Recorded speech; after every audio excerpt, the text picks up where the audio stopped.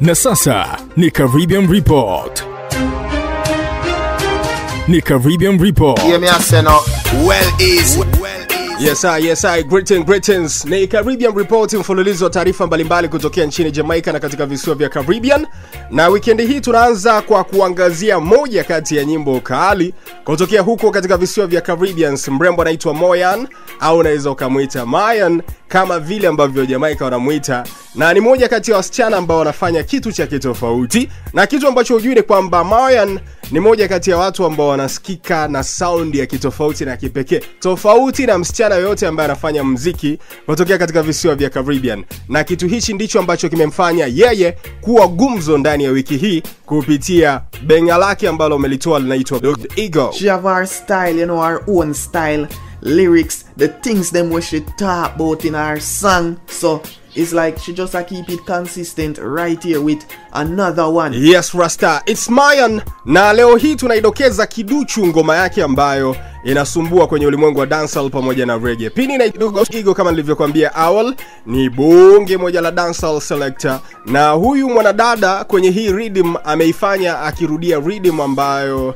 iliwahi kufanywa na Ding Dong, lakini Vibes Cartel pia aliwahi kufanya hii rhythm pamoja na Mavado na wasanii wengineo wengi ambao waliwahi kupita kwenye mdundo huu. Lakini kwa upande wa Mayan amefanya kitu cha kitofauti akiandika Ego, na tumepata nafasi ya kureview. Na wa Jamaica wanazungumza mengi kweli kutokana na video pamoja na lyrics, lakini kikubwa ni kwamba una uwezo pia kupata time ya kwenda YouTube na kuitizama video kutokea kwa Mayan, moja kati ya kina dada ambao wanafanya vizuri kwenye dancehall. So let's push it and let's get some peace. No, your girl thinks I'm rather do it down. I want some girls. Ni Caribbean Report. Hear me I say no.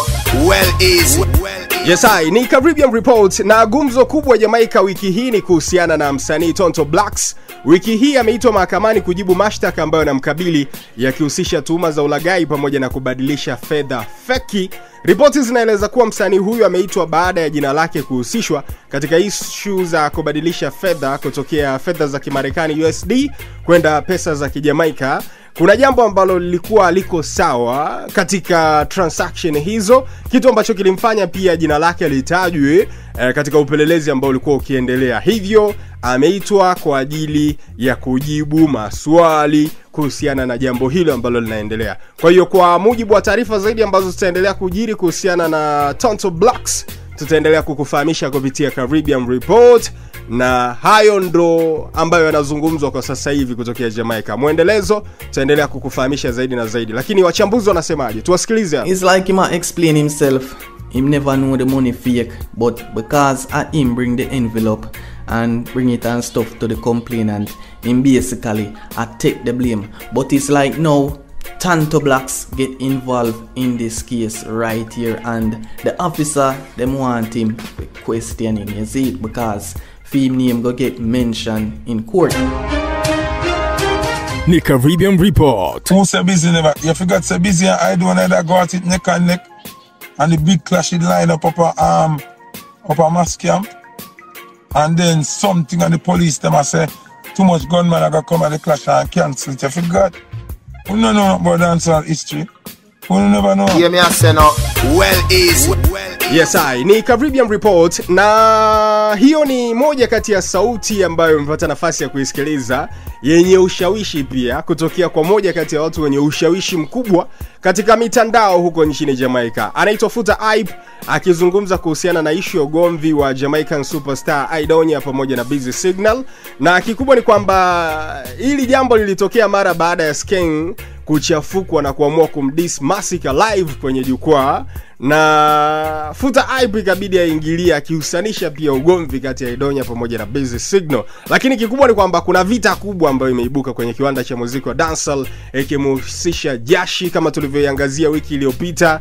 Vipi kuhusiana na Futa? Anasemaje kuhusiana na hiki ambacho kinaendelea? When Futa Hype talk about the artists them who just go in at the studio, diss each other, and at the end of the day, them afraid to go up on the stage and confront each other. It's like someone go mention Busy Signal name and Futa Hype and make the people them know the full 100 why Busy Signal and Aitwa never get to confront each other on stage, you see me? Okay, kuna vita nyingine tena ambayo inaendelea kwenye kiwanda cha muziki wa dancehall, na hii ni baina ya makundi mawili ya vijana wawili ambao wanafanya vyema katika kiwanda cha dancehall Jamaica. Hii ingekuwa bongo ningeweza nikasema ni team Kiba kule team Mondi, lakini kwa kuwa ni Caribbean Report basi hii ni kuhusiana na First Nation pamoja na Ratty Gang, na hii ni vita ya Skeng pamoja na Jashiii, huko Masicka akihusishwa na pia Popcan naye anatajwa, lakini imeenda mbali zaidi ikizungumzia pia Aidonya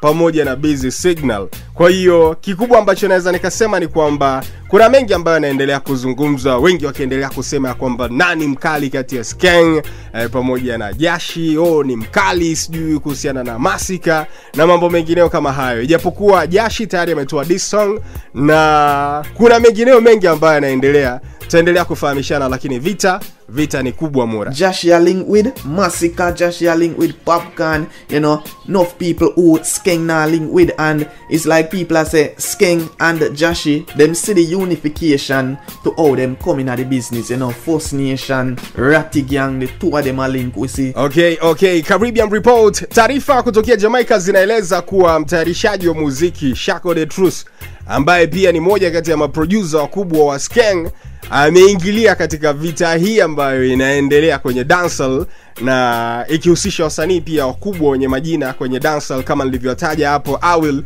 wakina Jashiii, Skeng na wengineo wengi. Sasa producer wa Skeng ambaye awali alizungumza na kuungana na Jashiii, alizungumza ya kwake, lakini sasa hivi ni zamu ya Shako the Truth ambaye ni moja pia producer wa Skeng.